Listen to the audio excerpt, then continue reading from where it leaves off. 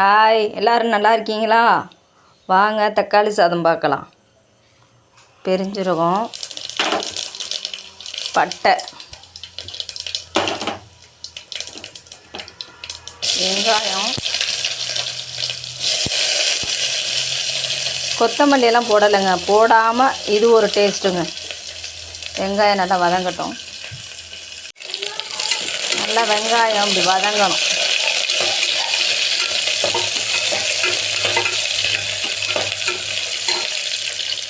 கொத்தமல்லி எல்லாம் போடாமல் இது மாதிரி பண்ணி பாருங்களேன். இது ஒரு டேஸ்ட்டு.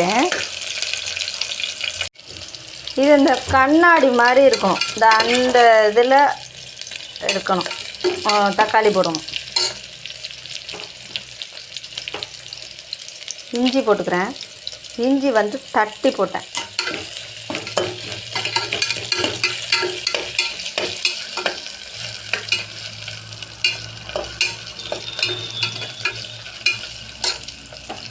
இப்போ ஒரு பச்சை மிளகா, தக்காளி.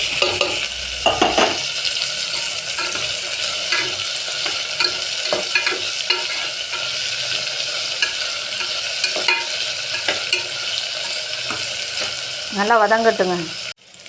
இப்போ நல்லா வதங்கிட்டு பாருங்கள்.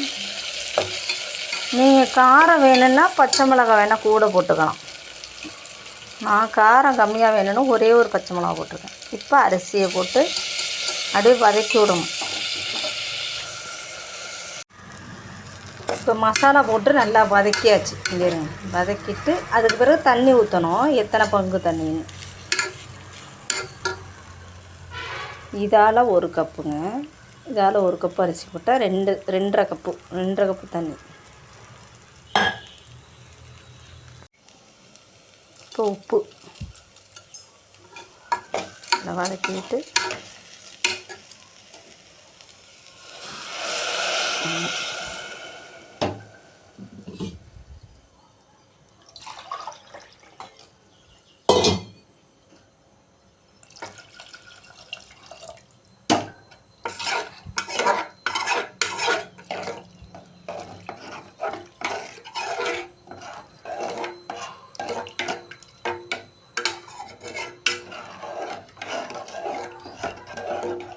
இதுக்கு மஞ்சள்லாம் போடக்கூடாதுங்க.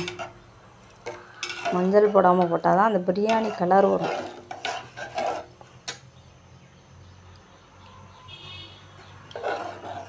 குக்கரை விசில் போட வேண்டியதாங்க. இன்னும் ஒரு அரை இது கூட ஊற்றிக்கலாம்.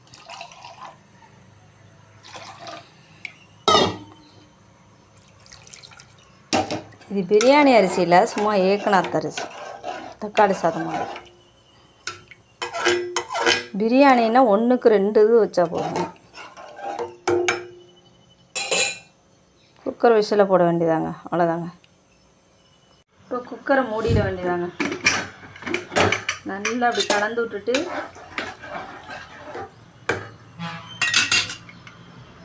குக்கரை மூடிட வேண்டியதாங்க. இந்த குக்கருக்கு ஒரு 3 விசில் வைப்பேன். ஒவ்வொரு குக்கர் ஒரு மாதிரி. இந்த குக்கருக்கு நான் 3 விசில் வைப்பேன். தக்காளி சாதம் ரெடிங்க. ரெடிமேட் அவசர தக்காளி சாதம் இது. அது அப்படியே இருக்கு பார்த்தீங்களா? அதுக்கு ஃபிங்கர் சிப்ஸ், உருளைக்கிழங்கு. அவ்வளோதாங்க நம்ம வீட்டு சமையல். வாங்க சாப்பிடலாம். பாய்.